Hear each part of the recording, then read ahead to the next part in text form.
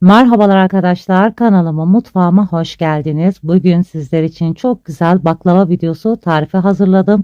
3 yufkayı aynı anda açarak gördüğünüz gibi incecik baklava yufkası nasıl açılır ve güzel bir baklava nasıl yapılır? Hadi lafı hiç uzatmadan bu güzel baklavamızın yapım aşamasına geçelim. İlk önce baklavamın hamuru için yoğurma kasesine 1 çay bardağı sütümü ekliyorum. Kullandığım malzemeleri yarım saat öncesinde odasında bekletmeye özen gösterdim. 1 çay bardağı su, 1 çay bardağı sıvı yağ, 2 adet yumurta, 2 yemek kaşığı üzüm sirkesi kullandım. Tuzumuzu da 1 çay kaşığı dolu dolu olmayacak şekilde ekleyelim. Çok fazla tuz eklememeye de özen gösterelim. Serpme olacak şekilde ekleyebilirsiniz. Güzelce sıvı malzemelerimi karıştırıyorum. Sıvı malzemelerimizi mutlaka öncesinde yarım saat oda ısısında bekletmeye özen gösterin. Güzel bir baklava hamurunuz olması için. Çırpma teliyle sıvı malzemelerimi güzelce karıştırdıktan sonra unumu da yavaş yavaş ekliyorum. Baklava hamurunda da unumuzu yavaş yavaş eklemeye özen gösterelim. Toplamda 5 su bardağı artı 1 yemek kaşığı kadar un kullandım. Tabii ki kullandığınız un marka kalitesine göre, yumurta büyüklüğü küçüklüğüne göre değişebileceği için lütfen kontrollü şekilde un eklemeye özen gösterelim. Un olarak çok amaçlı baklavalık böreklik un kullanıyorum. Güzel bir baklava yapmak için her zaman özel baklavalık un kullanırsanız daha güzel baklavalar elde edersiniz. Açarken sizi zorlamaz. Çoklu açmalarınızda ikili üçlü açarken de aralarında yapışma olmaz. Hamurumu toparlayana kadar yavaş yavaş un ekleyerek orta yumuşaklıkta bir hamur elde edene kadar yoğuracağım. Hamurunuz bu kıvam alana kadar un eklemeniz yeterli. Gördüğünüz gibi ne çok sert ne de çok yumuşak bir hamur elde ettim. Tezgahımı da alıyorum. Güzelce özleşene kadar yoğuruyorum. Tezgahımda 2-3 dakika aralıksız olacak şekilde baklava hamurum güzelce toparlanana kadar yoğurmaya devam ediyorum. Yoğurma işleminde ne kadar güzel yaparsanız baklava hamurunuz da çok güzel özleşir. Tabii ki bu sürede çok fazla uzatmamaya özen gösterin. Sadece 2-3 dakika aralıksız şekilde yoğurmanız tezgahta yeterli. Yeterince yoğurmuş olduğum hamurumu uzunlamasına şerit yapıyorum. Ortadan ikiye kesiyorum ve sonrasında 18 bez olarak ayarlıyorum. Sizler tabii ki 18 bez olarak yapmak zorunda değilsiniz. Daha büyük tekli olarak açabiliyorsanız 12-15 bez olarak yapabilirsiniz. Daha ufak açıyorsanız 30 bez olarak ayarlayabilirsiniz. Üçlü olarak açabilirsiniz veya beşli olarak da açabiliyorsanız o şekilde de açma yapabilirsiniz. Bezelerimi cevizden büyük olacak şekilde yuvarladım. Mümkün olduğunca yuvarlama işlemini düzgün yapmaya özen gösterelim. Ne kadar güzel bezeleri yuvarlarsanız daha güzel yufkalar açmış olursunuz. Bu arada çok soran takipçilerim için bezelerimi de tarttım. Yaklaşık tam olarak 40 gramdı bezemin bir tanesi. Bezelerimi yuvarlarken ve hemen servis tabağına alırken olabildiğince hızlı olmaya özen gösteriyorum ki bezelerimin üzeri kurumaması için. İlk önce servis tabağına almış olduğum bezelerin üzerine buzdolabı poşeti kapatıyorum ve tekrardan poşet geçirerek hava almayacak şekilde muhafaza ediyorum. Bezelerimi buzdolabında en az 1 saat kadar dinlenmeye alacağım. Sizler ilk defa açacaksanız 2-3 saatte dinlendirerek daha kolay açabilirsiniz. Bezelerim buzdolabını dinlenirken ben de şerbetinin yapımını başlıyorum. Şerbetim için tencereye 5,5 su bardağı toz şeker, 6 su bardağı su ekleyeceğim. Kullandığım tepsi ölçüm 42 santimlik olduğu için şerbetini de fazla kullanacağım. Sizler tabii ki tepsi ölçünüze göre şerbeti azaltabilirsiniz. Ocağımın üzerine şerbetimi alıyorum. Güzelce şekerin de karışmasını sağlıyorum. Şerbetim şekeri eriyene kadar güzelce karıştırdım. Kaynamaya başladığı an bir tane ufak çeyrek limonumun suyunu sıkıyorum ve limonumun kendisini de şerbetimin içine ekliyorum. Yani güzel bir şerbet yapmak için mutlaka limonun da tam yeterli olması gerekiyor. Öyle 2-3 damla limon eklerseniz şerbetiniz daha erken şekerlenmiş olur baklavanızın içinde. O sebeple bu ayrıntılara çok dikkat edin ve şerbetinizi de kaynatırken lütfen tencerenin kenarında şeker tortularında kalmamasına çok dikkat edelim. Ben kaynamaya başladıktan sonra süre tutmaya başladım. Toplamda yarım saat kaynattım. İlk önce kaynayana kadar yüksek ateşte, sonra orta ateşte yarım saat aralıksız olacak şekilde şerbetimi kaynattım. Kaşıktan artık ağır ağır damladığı an şerbetim olmuş demektir. Şerbetiniz baklavanız için de çok çabuk şekerlenmemesi için en az yarım saat orta ateşte kaynatmaya özen gösterin. Kesinlikle limonu da az olmasın. Yeterli bir limon suyu eklemeye de özen gösterin. Ve tencerenizin kenarlarında kesinlikle toz şeker kırıntısı olmamasına da dikkat edin. Artık benim şerbetim yeterince kaynadı ve kenara soğumaya alırken ben de bu arada bekletmiş olduğum bezelerimi tezgahıma alıyorum. İlk başta 6 adet bezemi alıyorum. Nişastamın içine atıyorum. Geri kalan bezelerimin de üzerini kapatıyorum kenarda kurumaması için. Ve bezemin altını üstünü güzelce nişastalıyorum. İlk başta parmaklarımızla güzelce bezemizi bastırmaya ihmal etmiyoruz. Ve sonrasında merdane yardımıyla her bezemi pasta tabağı büyüklüğünde olacak şekilde ara ara nişastalayarak açıyorum. Açmış olduğum bezelerimi kenara alıyorum. Geri kalan bezelerimi de hızlı şekilde açmaya özen gösteriyorum. Ne kadar güzel hızlı açarsanız kenarda bekleyen bezeleriniz de üzeri kurumamış olur. Bu arada açma işleminin her detayında lütfen camınızın kapınızın kapalı olmasında özen gösterin. Bezelerimi tepsime yerleştiriyorum. Üzerine buzdolap poşeti kapatıyorum. Ve tekrardan bez kapatarak yaklaşık yarım saat oda ısısında dinlenmeye alıyorum. Yarım saat dinlendirmiş olduğum bezelerimin 3 tanesini tezgahıma alıyorum. Ben yalnız tepsiye dizerken kesinlikle aralarını nişastalamadım. Sadece açmış olduğum nişastayla üst üste koydum. Ve tekrardan üzerini tepside kapatıyorum ki kenarda beklerken diğer bezelerimin de üzerinin kurumaması için. Bezelerimin arasına ilk başta bol nişasta veriyoruz. Bu aşamada bolca nişastalayalım. Sonrasında zaten serpme olacak şekilde nişasta dökeceğiz. 3 tane bezemin arasına bolca nişastaladım ve merdanemle ufak dokunuşlar, baskılar yaparak ilk başta açıyorum. Çok fazla merdaneyle bastırmayalım ki aralarında yapışmaması için. Hamurumuz güzel dinlendiği için merdaneyle bastırdığımızda zaten kolayca açılıyor. Ters çeviriyorum. Alt kısmının da yine aynı eşit büyüklükte olması için. Hamurumuzun ilk temelini merdane ile bu aşamada atıyoruz arkadaşlar. Bu aşamaya ne kadar dikkat ederseniz zaten sonrasında oklavayla açarken hiç zorlanmamış olursunuz. İlk başta kenar kısımlarını olabildiğince merdane ile bastırıyorum. Yufka açarken her zaman kenarlardan daha çabuk kuruma olur. O sebeple olabildiğince kenarlarını merdane ile inceltmeye özen gösteririm ki baklava yufkalarınızın kenarları sonrasında açarken incecik olması için. Bu aşamada da merdane ile açarken de biraz yamuk gibi olur ama hiç problem yapmayın. Sonra oklavayla açarken zaten kolayca düzeliyor kenar kısımları. 35 santime kadar hiç nişastalamadım. Şimdi artık aralarını kontrol ediyorum. Bu aşamada serpme olacak şekilde nişastayı gezdiriyorum ve elimle her yerini güzelce yediriyorum. Mümkün olduğunca yufkalarımızın kenar kısımlarında nişastalamaya özen gösterelim. İlk başta bolca nişasta alıyoruz. Sonrasında serpme olacak şekilde çok az nişasta alıyoruz. Ve sonrasında ufak oklavama geçiş yapıyorum. Kenar kısmından bastırarak yufkalarımı büyütüyorum. Hızlı olmaya özen gösterelim bu aşamalarda. Olabildiğince hızlıca oklavamızın kenarlarından bastıralım. İlk önce yufkalarımızı ileriye doğru ve tezgahımızda kendimize doğru çekerek yufkalarımızı büyütelim. Bezeleri de bekletme aşamalarına dikkat ettiğim için kolaylıkla yufkalarım hemen büyüyor. Hiç yufkalarımın orta kısımlarını elimle bile bastırmıyorum. Sadece oklavamla kenar kısımlarına baskı uyguluyorum ve bezelerimi de güzel dinlendirdiğim için gördüğünüz gibi çok kolaylıkla hemen yufkalar büyüyor. Bakın aralarını kontrol ediyorum. Sadece 2 kere nişastaladım ve gördüğünüz gibi aralarında hiç yapışma olmadı. Artık büyük oklavaya geçiş yapıyorum.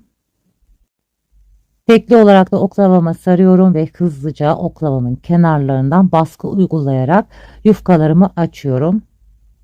Gördüğünüz gibi kenarlarında hiç yapışma olmadı. Tabii ki ben baklavalık un kullandığım için çok fazla nişasta alamıyorum. Normal un daha çok nişasta yiyor. O sebeple daha çok sık aralarını kontrol edebilirsiniz. Ve ilk defa yapacaksanız daha sık aralarının yapışma olup olmadığını kontrol edin. Oklavama sardığımda da bu şekilde elimle güzelce düzeltiyorum. Yufkamı olabildiğince hızlı açmaya özen gösteriyorum. Ne kadar yufkanızı büyük ve ince açarsanız baklavanız da o kadar güzel çıtır olmuş olur. Bakın görüyorsunuz arkadaşlar çok güzel incecik açıldı yufkalarım. Ben bu sefer tepsi baklavası yapmayacağım. Tabii ki sizler tepsi baklavası bile yapsanız mutlaka tepsinizin kenarlarından 6-7 santim kadar büyüklüğünde de açmaya özen gösterin. Şöyle yufkalarımı da silkeliyorum üzerindeki fazla nişastasından arınması için. Artık yeterince inceltmiş olduğum yufkamı tezgahıma alıyorum. Şimdi artık baklavamın şeklini vermeye geldi sıra. Büyük yufka açtığım için ortadan ikiye keseceğim. Sizler dilerseniz daha ufak yufka açtıysanız tekli olarak yapabilirsiniz. Kenar kısımlarını içeriye doğru katlıyorum yufkamın. Ve sonrasında kıyılmış cevizimi de güzelce yufkamın üzerine döküyorum. Çok bol olmayacak şekilde cevizimi serpiştirdim. İnce oklavama güzelce yufkamı sarıyorum. Ortada düzgü şeklini vermek için. Sonrasında bu şekilde birazcık döndürüyorum. Daha güzel şekli belirgin olması için. Kenara alıyorum. Diğer yufkamı da aynı işlemi yapacağım. İkisini bir kesimini yapacağım. Tekrardan kenar kısımlarını içeriye doğru katlıyorum. Çok fazla ceviz eklememeye özen gösteririm. Şeklini daha güzel vermek için. Oklavamızı sarıyoruz ve tekrardan ortada büzük şeklini veriyoruz. Diğer hazırlamış olduğum hamurumu da alıyorum ve şimdi kesme işlemini yaparak şeklini vereceğim. Her bir yufkamı 3 parçaya ayıracağım. Tabii ki sizler dilediğiniz şekilde de yapabilirsiniz. İşaret parmağımı kesmiş olduğum hamurumun ortasına koyuyorum ve kenar kısımlarını çok hafif bastırarak kapanmasını sağlıyorum. Çok fazla bastırmamaya da özen gösterin bu kenar kısmı. Bakın işaret parmağımı kesmiş olduğum hamurumun içine alıyorum ve kenar kısmını çok hafif bastırıyorum. Bu işlemi yaparken de olabildiğince hızlı olmaya özen gösterelim. Yoksa aksi halde hamurumuz kurur ve şeklini vermekte de zorlanabilirsiniz. Ben minik yaptığım ufak tek lokmalık gibi, sizler tabii ki daha büyük yapabilirsiniz.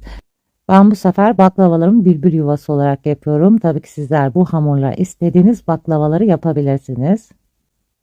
Sizler ikili olarak da keserek daha büyük bülbül yuvası yapabilirsiniz veya benim gibi bu şekilde lokmalık olarak yapabilirsiniz.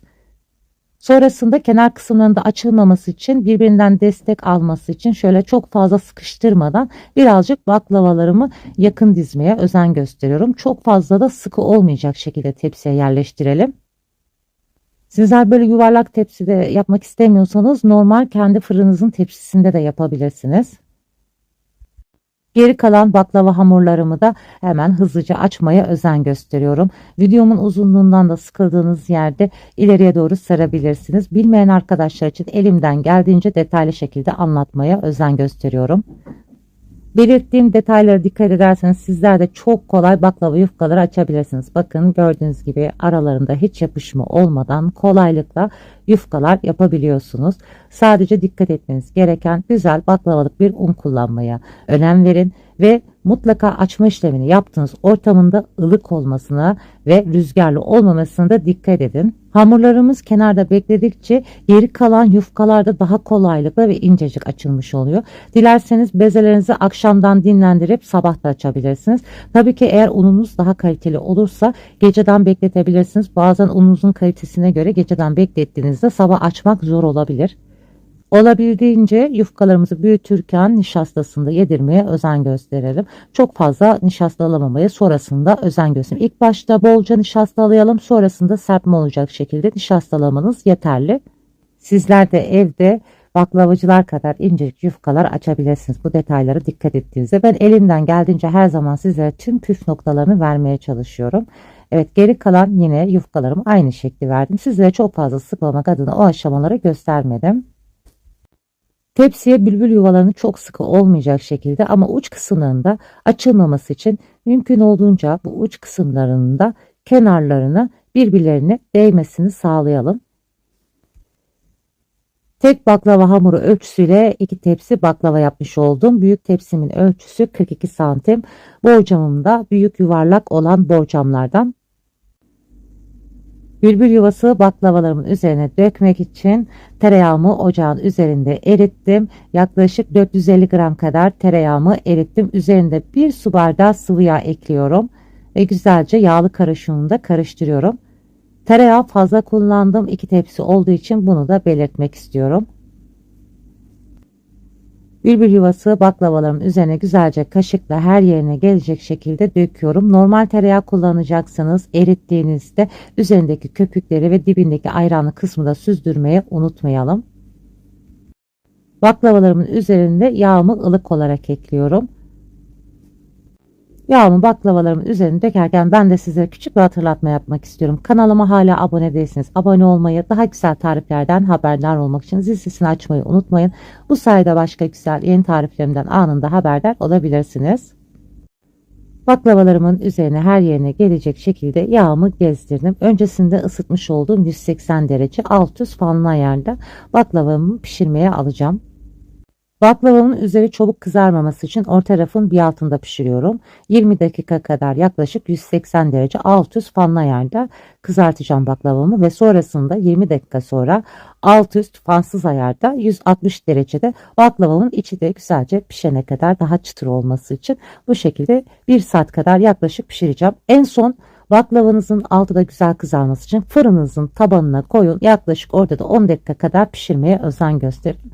Baklavanızın altı da daha güzel kızarması için. Yaklaşık fırınımda 1 saat 5 dakikada pişirmem yeterli oldu. Tepsi baklavası da olmadığı için tabii ki çok katlı da olmayınca bu baklava daha kolay ve çok pişmiş oluyor. Baklavam fırından çıkınca yaklaşık 1 dakika kadar tezgahımın üzerinde dinlenmeye alıyorum ve sonrasında soğutmuş olduğum şerbetimi baklavamın üzerine dökeceğim.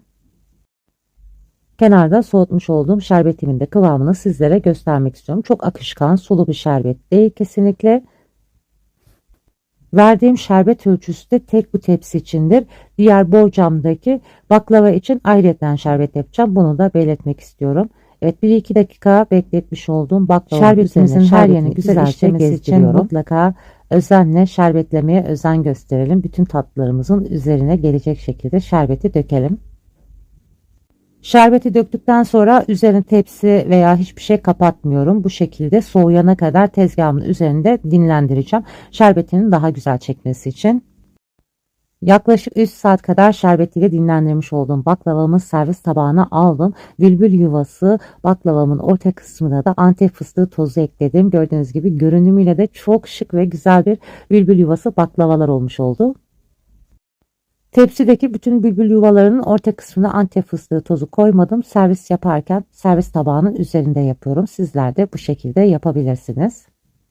Tabii ki Antep fıstığı olmadan da sade olarak da bülbül yuvalarınızı servis yapabilirsiniz veya Hindistan cevizi olarak da süslemesini yapabilirsiniz.